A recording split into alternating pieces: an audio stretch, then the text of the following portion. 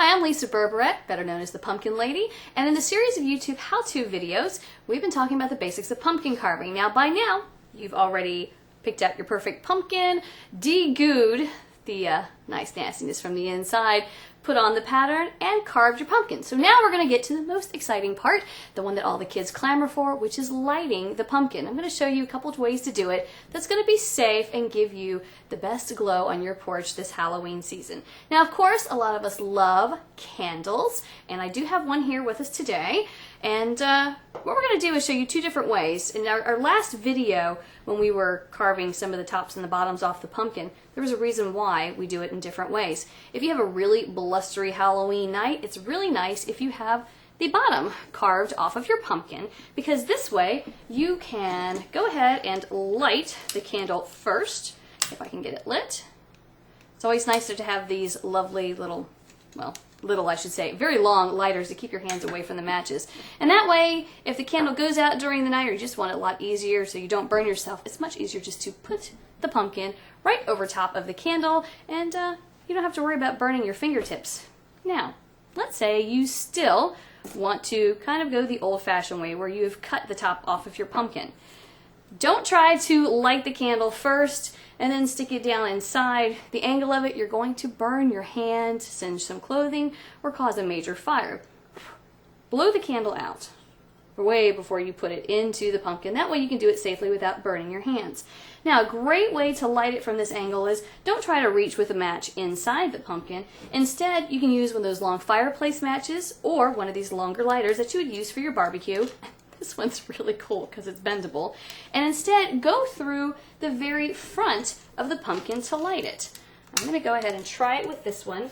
This way, you don't burn yourself, but you still are able to light the pumpkin successfully. Just go through the front of the carved area. And as you can see, mine's glowing beautifully.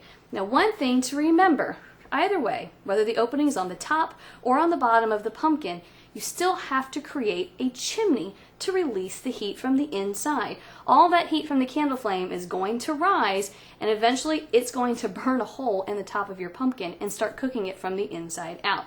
So a great tip, go ahead and light the pumpkin, let it sit for just a few minutes, and then you're going to see where this heated area is on the top of the pumpkin. At that point, you can go ahead, use your lid cutter saw. Remember, we're still not using any knives, and you can always just cut out that top little edge. I'm going to pull this away, and this is going to create a nice little chimney to release all of the heat. So every time you use a real candle flame, you want to actually cut that little chimney hole. Now, here's a nice thing about using the candles.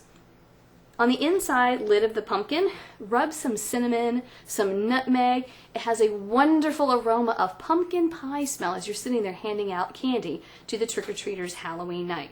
Now, let's say you have a lot of small children around. You have pets like I do, and a lot of times those long furry tails could get lit by a candle flame, as well as those long costumes that some of the little princesses are wearing when they come knocking on your door. You might want to opt for a battery-powered light instead. So we're going to put our candle out, and I'm going to show you what one of those look like. Now, I love the battery-powered lights. I really do. They're my favorite by far to the candles, even though candles are pretty.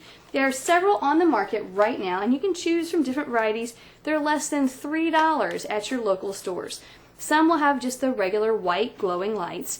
Others have this cool little red glow. This kind of looks like a candle flickering in the pumpkin.